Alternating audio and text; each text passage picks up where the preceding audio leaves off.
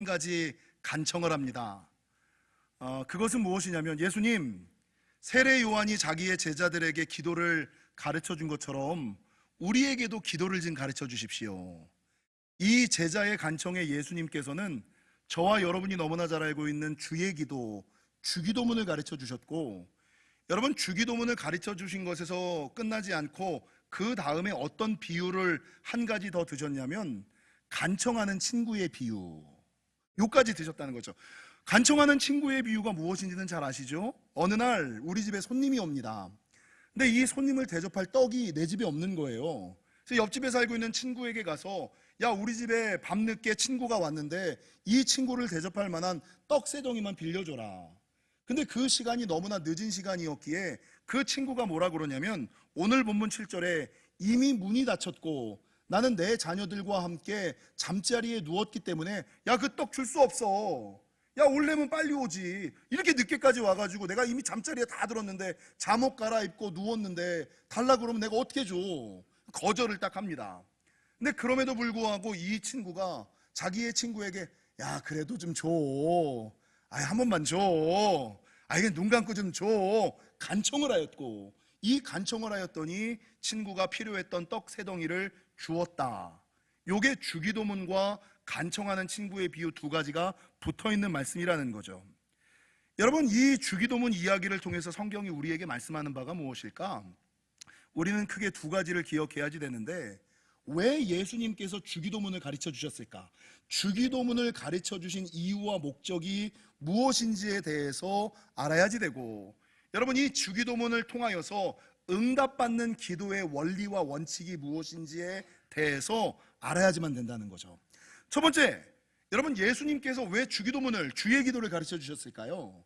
성경에는 예수님께서 주기도문을 가르치신 본문이 두 본문 나오는데, 오늘 저와 여러분이 읽었던 누가복음 11장에 나오고 마태복음 6장에 나와요. 여러분, 누가복음 11장에는 예수님의 제자가 세례 요한의 제자들이 세례 요한이 가르쳐준 기도하는 것을 보고 부러웠던 거예요. 야, 쟤는 기도의 능력이 있구나, 기도의 응답이 있구나, 기도의 축복이 있구나. 그러니까 세례 요한의 제자들이 능숙하게 응답받는 기도를 하는 걸 보고 부러워서, 예수님, 우리도 좀 기도 좀 가르쳐 주세요. 이 배경이 이런 배경이고요.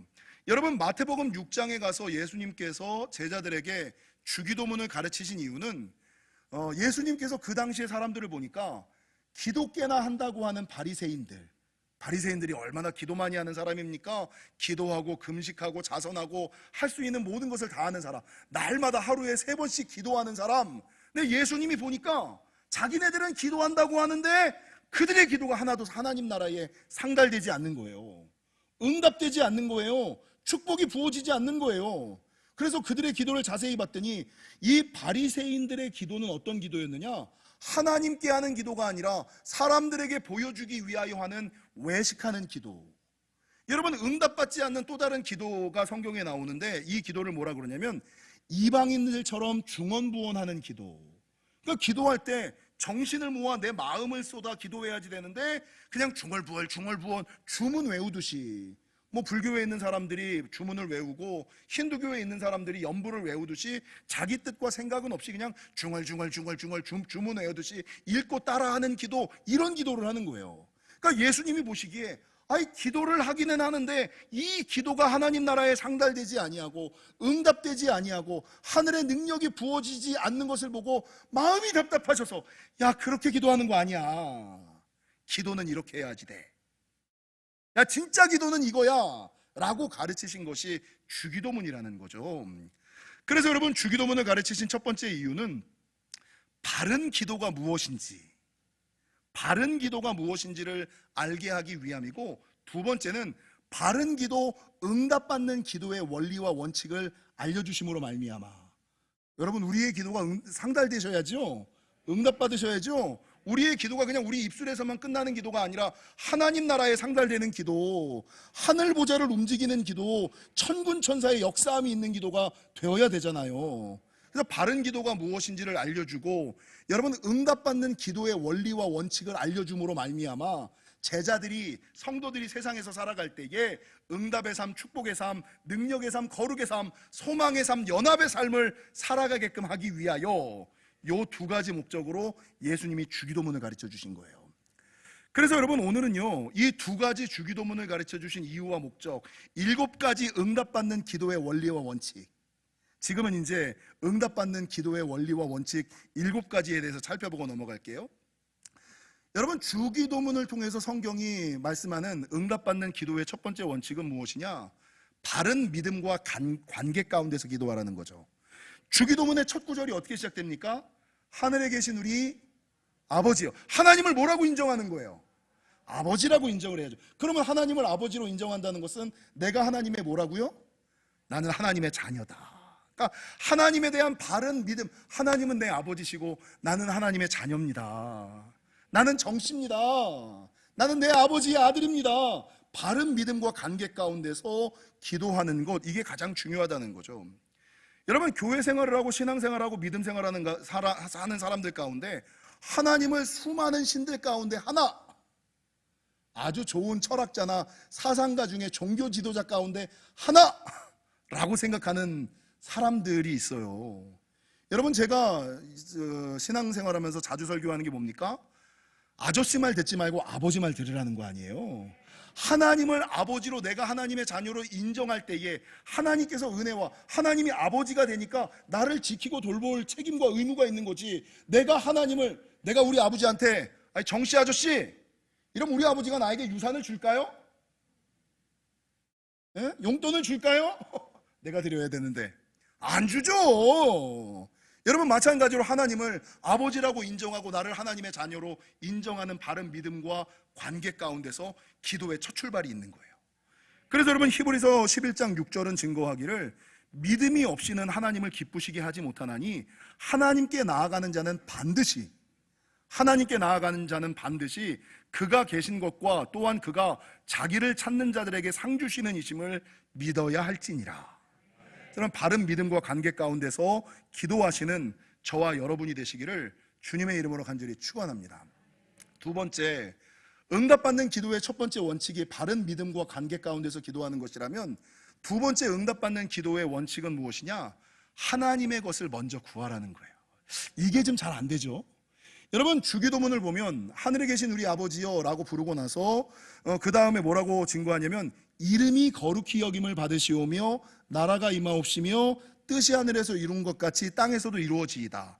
하나님의 뜻, 하나님의 생각, 하나님의 방법, 하나님의 영광을 먼저 구하고 나서 그 다음에 우리에게 일용할 양식을 주옵시고가 나와요. 근데 사람들은 이 기도의 우선순위를 바꾸는 거예요. 물론 급하니까, 물론 좀 바쁘니까 내 필요와 기도를 먼저 구하는 것은 알겠지만, 여러분, 성령께서, 하나님께서 원하시는 기도의 원칙은 무엇이냐? 내 필요를 구하기 전에 기도의 우선순위를 분명히 하여 하나님의 이름, 하나님의 나라, 하나님의 영광을 구하는 것이 중요하다. 그래서 마태복음 6장 33절에는 그런즉 너희는 먼저 그의 나라와 그의 의를 구하라.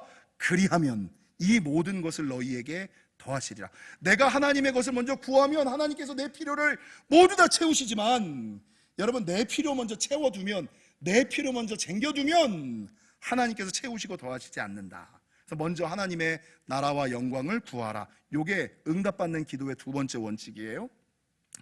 여러분, 세 번째 응답받는 기도의 원칙은 무엇이냐? 그 다음 자기의 필요를 따라 구하라는 거죠.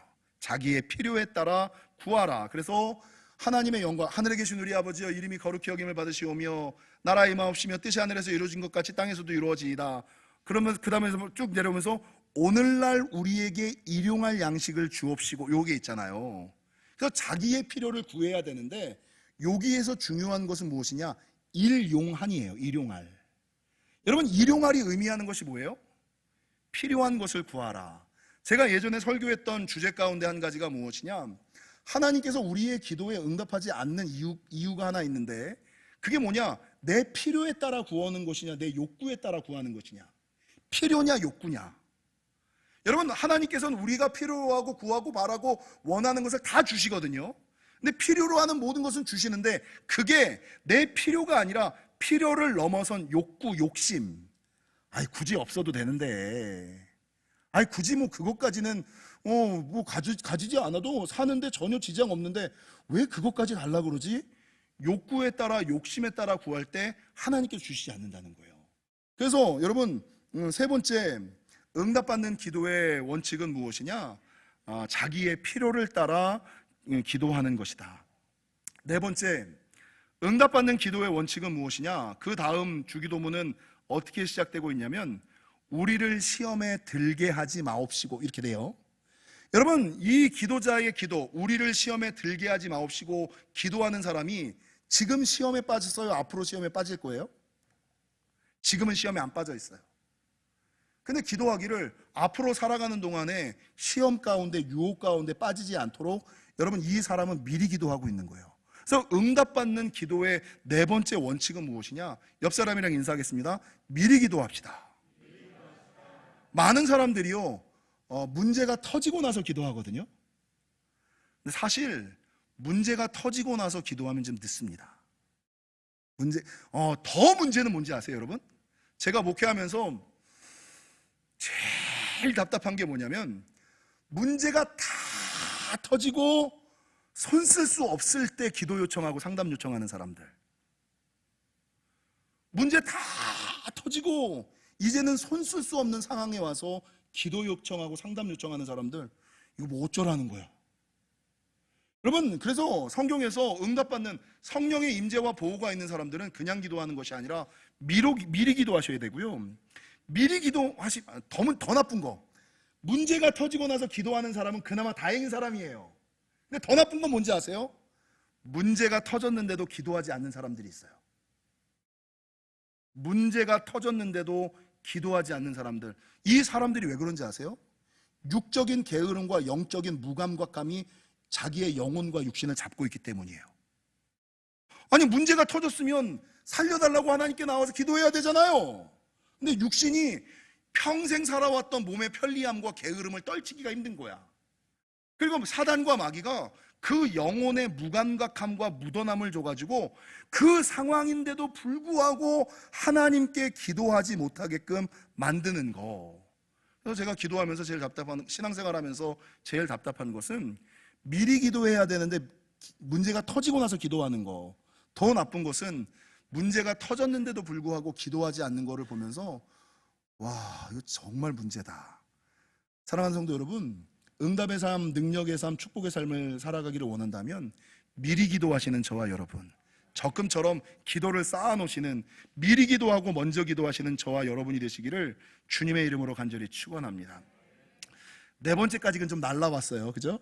왜 제가 이 네 번째 설교를 빨리빨리 했느냐? 다섯 번째, 여섯 번째, 일곱 번째에 강조점을 주려고 그래요. 응답받는 기도의 원리와 원칙 다섯 번째는 무엇이냐? 예수님께서 강청하는 친구의 비유를 통하여 말씀하신 것처럼 기도할 때 그냥 기도하는 것이 아니라 강청하며 기도하셔야지 된다는 겁니다. 제가 오늘 본문 말씀을 보다가 친구가 손님이 왔기 때문에 자기 친구에게 가서 떡 3덩이를 구하거든요. 근데 이 친구가 뭐라고 대답을 하면서 거절하냐면 7절을 보세요. 문은 이미 닫혔고,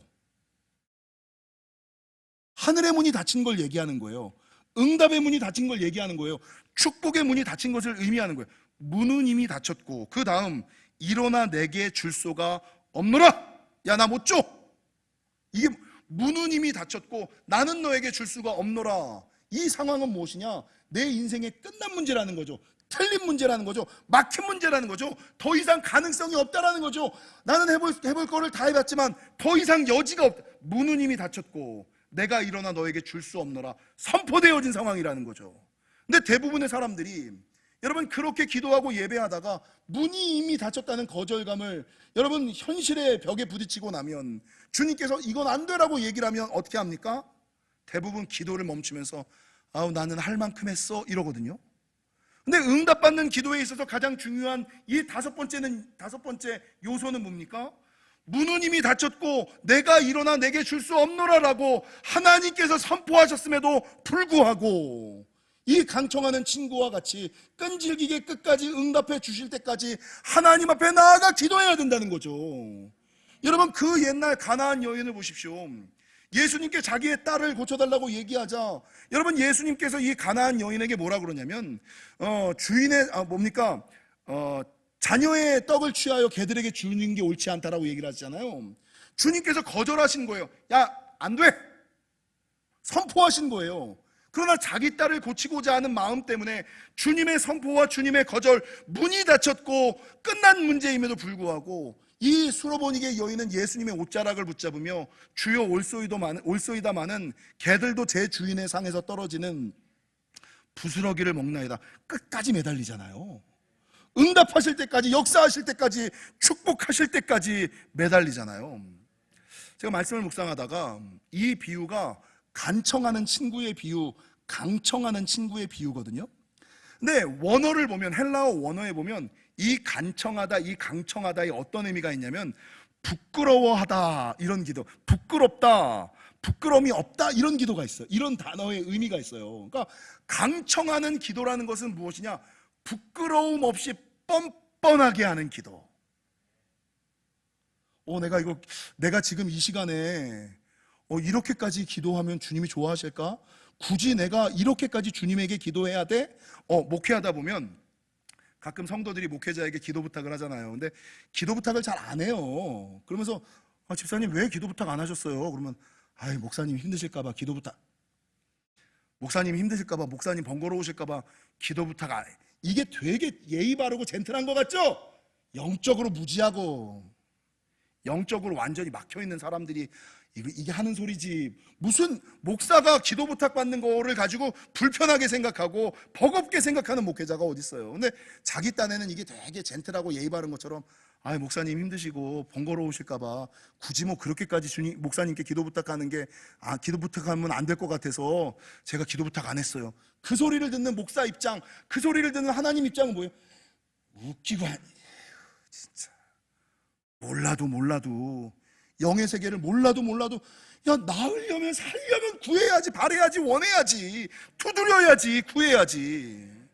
여러분, 많은 사람들이 자기의 위신과 체면 때문에, 상황과 환경 때문에 이 기도 부탁을 못해요. 근데 창세기 18장에 가면 아브라함이 하나님께 기도를 하는데 어떻게 기도하냐면 하나님께서 소돔과 고모라를 멸망시키겠다 그러셨잖아요. 근데 그 소리를 딱 들었던 아브라함이 하나님께 기도하는 거예요. 하나님, 제가 생각해 보니까요, 저 소돔성에 사람들과 아이들이 너무나 많은데 그냥 멸망시키시면 어떡해요? 하나님, 제가 그 성에서 의인 50명을 찾아올 테니까 의인 50명을 찾으시면 멸망을 거둬주실까요? 주님이 뭐라 그래요? 그래.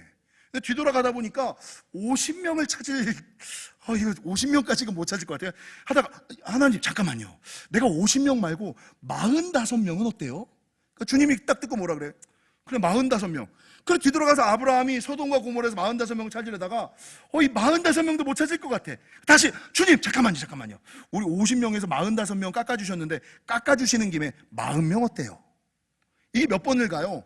50명에서 45명, 45명에서 40명, 40명에서 30명, 30명에서 20명, 20명에서 10명으로 떨어져요. 근데 이 아브라함이 그렇게 염치와 위신과 체면을 불구하고 주님께 흥정하듯이 요청하는데 우리 하나님께서 뭐라 그래요? 마음대로 해. 제가 만약에 아브라함이었다면, 아브라함이 조금 더 뻔뻔해서 하나님, 우리 어차피 갈 만큼 간 거 한 명만 있으면 어떠실까요? 그리고 조금 더 가가지고 하나님 어차피 쓰시는 김에 한 명이 우리 하나님 은혜의 하나님이고 용서의 하나님이고 사랑의 하나님이니까 의인 한 명 찾고 그 한 명 그거 있으나 없으나 별거 아니니까 그냥 하나님의 공의와 사랑으로 용서해 주시는 것은 어때요? 라고 기도했다면 하나님이 그 기도를 들으셨을까요? 거절하셨을까요? 저는 들으셨을 거라고 생각해요. 그럼 소돔과 고모라가 멸망받지 않았을 거라고 생각해요. 근데 사람들이 자기 수준에서 자기는 되게 예의 바르고 자기는 자기 체면과 위신을 생각하며 여러분 하나님께 뻔뻔스럽게 들이대며 기도하지 못하는 거예요. 그러니까 응답이 일어나지 않고 축복이 나타나지 않는다는 것이죠. 사랑하는 성도 여러분, 기도하실 때는요 이 강청하는 친구의 비유처럼 위신과 체면 좀 내려놓으시고 살리실래면, 사실래면, 구하실래면, 얻으실래면 우리 옆 사람에게 인사하겠습니다. 눈치 보지 맙시다. 체면 차리지 맙시다. 살려면 내가 사는 게 중요해. 내 새끼 살리는 게 중요하지. 남들의 시선이 그게 뭐가 중요해? 그게 사는 게 중요하지. 낳는 게 중요하지. 내가 갖고 있는 위신과 체면이 그게 뭐가 중요해? 사랑하는 성도 여러분, 예수님께서 주기도문을 가르치시고 그 다음 강청하는 친구의 비유를 두신 것은 이렇게 기도해야지 응답이 일어난다 라는 것을 기억하시고, 내 인생에 막힌 문제, 틀린 문제, 끝난 문제, 내 인생에 이 문제는 끝났어, 틀렸어, 안 돼, 야, 난 평생에 이 복은 없을 거야 라고 생각하는 그 기도의 제목 가지고 강청하는 친구처럼 좀 뻔뻔스럽게 다시 한번 하나님께 기도하심으로 응답받는 저와 여러분이 되시기를 주님의 이름으로 간절히 축원합니다. 여섯 번째, 응답받는 기도의 원리와 원칙은 여러분 조금 세심하게 기도하셔야 된다는 거예요. 오늘 본문 8절에 보면 또 어떤 단어가 나오냐면, 내가 너희에게 말하노니 비록 벗됨으로 인하여서는 일어나서 주지 아니할지라도 그 간청함을 인하여 일어나 어떻게 준다고요? 그 요구대로. 그러니까 사람들이나 남자들이 착각하고 오해하는 것 가운데 하나는, 우리 하나님은 전지전능하신 하나님이고 사랑이 많으신 하나님이라 내가 기도하지 않아도 내 필요를 알고 내 필요를 채우시겠지라고 생각하는 것도 아주 인간적이고 성경을 모르고 영적으로 무지한 생각과 발언입니다. 여러분, 우리 하나님께서는요, 우리가 기도하지 않아도 우리의 필요를 알아요. 그런데 성경 에스겔 36장 37절은 뭐라고 진 거예요? 주 여호와께서 이같이 말씀하셨느니라, 그래도 이스라엘이 이같이 자기들에게 이루어 주기를 내게 구하여야 할지라. 아시죠? 여러분, 자녀를 키우면서 자녀가 구하지도 않았는데, 원하지도 않았는데, 바라지도 않았는데 유산 물려주고 필요한 거 다 채워주면 이 아이가 감사해요, 버릇없어져요? 네, 버릇없어집니다. 처음에는 고맙고 감사, 이걸 왜, 야, 내가 기도하기 전에, 내가 아버지한테 감사하기 전에, 애교 떨기 전에 주는구나. 맨 처음에는 감사해요. 근데 그걸 계속 그렇게 주면 여러분, 이 아이가 버릇없어지고 인생이 망가지는 거예요. 여러분, 하나님께서도 마찬가지예요. 하나님께서도 우리의 필요, 우리가 기도하지 않아도 우리의 필요가 무엇인지 알아요. 근데 하나님께서는 우리의 목소리, 우리의 음성, 우리의 간구, 우리와의 교제를 원하시는 거예요. 그래도 구하여야 할지니. 그래서 시편 81편 10절은 뭐라고 증거하느냐? 나는 너를 애굽 땅에서 인도하여 낸 여호와 내 하나님이니 내 입을 크게 열라 내가 채우리라. 여는 만큼, 구하는 만큼, 여러분 바라는 만큼 하나님께서 채우시고 더하신다라는 거. 그래서 제가 옛날에 부교육자를, 부목사를 할 때 청년 사업하는 애를 놓고서 기도해 주기를 2000년대 초반에 10억인가 35억을 놓고 기도해 줬어요. 너는 큰 사업가가 돼서 10억의 매출을 올릴 것이다. 근데 그때는 10억이 어마어마했거든요. 지금 생각해 보면 내가 너무 작은 목회자였다. 자기 신앙의 크기만큼 축복하고 그 입술을 열어 기도하고 선포한 대로 역사하는 힘이 나타나는데, 야, 내가 너무 작게 축복했구나, 내가 너무 좁게 축복했구나, 이 생각이 들어서 그 청년이 광명실동에 사는데 그 청년을 볼 때마다 마음이 안 좋아. 하나님, 기도를 물러 주시옵소서. 제가 2000년도에 기도했던 거 10배 회복을 허락하여 주옵소서. 여러분, 하나님께서는요, 우리가 기도하지 않고 말하지 않아도 그냥 하나님이 아세요. 근데 우리가 입술을 열어 구하기를 원하시고요, 기도할 때에 필요한 대로 기도하는 것을 원하는 것임을 기억하시고 바르게 기도하시는 저와 여러분이 되시기를 주님의 이름으로 간절히, 세심하게 기도하시는, 요구대로 주시는 하나님을 아시고 세심히 기도하시는 저와 여러분이 되시기를 주님의 이름으로 간절히 축원합니다. 마지막, 응답받는 기도의 마지막 7번째는 무엇이냐? 행동으로 실천하셔야 된다. 이게 제일 중요한 겁니다. 여러분, 예수님께서 주기도문을 가르치시고 간청하는 기도를 가르치셨어요. 근데 말씀이 여기서 끝나는 것이 아니라 9절 이하에 주님이 한 말씀을 더 붙이세요.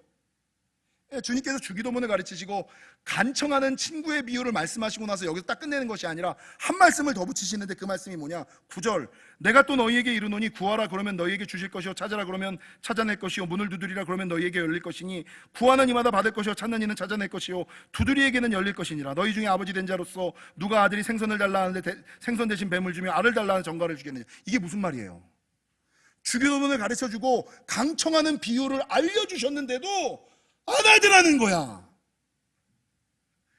바른 기도는 이렇게 하는 거야 라고 알려주고, 강청하는 친구의 기도대로 하면 하늘의 문이 열린다는 것을 말했는데도 이 사람들이 아는데 기도를 안 하는 거예요. 그러니까 주님이 말씀하시다가 야, 말을 끝내야 되는데 그렇게 얘기했는데도 못 알아듣는 이 사람들을 보면서 마지막에 한날, 야, 내가 지금까지 아무리 기도의 은혜와 기도의 능력을 다 얘기를 했는데 이 기도에 관한 것은 진짜 구하고 바라고 두드리고 찾는 자에게만 있는 거야. 무조건 있는데, 무조건 주시는데, 아니 주실 뿐만 아니라 그 위에 성령까지 더하여 성령까지 부어서 주시는데, 이거는 기도에 대해서 아는 사람에게 주시는 은혜가 아니야. 기도에 대해서 말하는 사람에게 주시는 능력이 아니야. 이 기도의 은혜와 능력은 하는 사람에게 주시는 은혜와 능력이야. 여러분, 요즘에 교회 생활하는 사람들 중에, 특별히 남자 중에 기도해야 되는데 배우자에게만 기도를 밀어버리는 사람들 있죠. 당신은 나가서 기도해. 기도를 안 부탁하는 것보단 나아요. 근데 배우자에게 기도 부탁하거나 부모님에게, 아버지 장로님이나 어머니 권사님에게 기도를 부탁하는 사람들이 있어. 맞아요, 좋아요. 안 하는 것보다는 훨씬 낫죠. 근데 주님께서는요, 부모의 기도보다 누구의 음성을 듣고 싶냐면, 나는 네 목소리가 듣고 싶어. 배우자가 기도하여 받는 복은 배우자의 복이지, 나는 너에게 복을 허락하고 싶어. 여러분, 성경은요, 이 오늘 주기도문은 주님께서 하시다가 답답해가지고, 기도는 아는 사람, 말하는 사람에게 기도의 은혜와 능력과 축복이 부어주는 것이 아니라 실제적으로 행동으로 실천하는 자에게 주시는 은혜와 능력이야. 마지막에 답답한 마음을 가지고 이걸 붙이시는 거야. 야, 기도에 대해서 안다고? 무슨 의미가 있어? 무슨 소용이 있어? 교회를 여러분, 목사라도 기도 안 하면 목사 아니고요, 장로라도 기도 안 하면 장로 아니고요, 권사라도 기도 안 하면 권사 아니고요, 안수집사라도 기도 안 하면 안수집사 아니에요. 무슨 의미가 있어? 무슨 의미가 있어? 무슨 의미가 있어요? 알고만 있는 바리새인이고 다 이방인이지 않습니까? 기도의 은혜와 능력은 누구에게? 실제적으로 하는 사람에게 주시는 은혜와 축복이다. 그래서 예수님이 주기도문을 가르치시고 강청하는 친구의 비유를 두시고 맨 마지막에 9절이야.